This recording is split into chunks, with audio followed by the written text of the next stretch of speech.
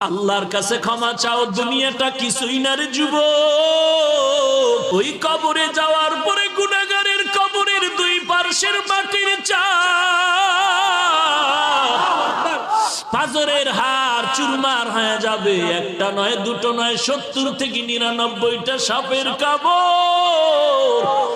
কবরের ভিতরে জাহান্নামের আগুন। এরে বান্দা, এখনো কি আল্লাহর রাস্তায় ফিরে আসবি না?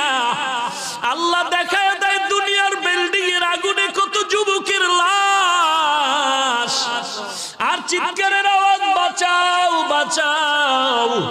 একটু চিন্তা করে দেখ, যখন আগুন লাগছিল শরীরের মধ্যে তখন ওদের কেমন লাগছিল, অবস্থাটা কেমন হয়েছিল। ওরা যখন আগুনের মধ্যে সবাই জানালা দিয়া হাত দিয়া কয়, কে আছো, আমাদের বাঁচাও।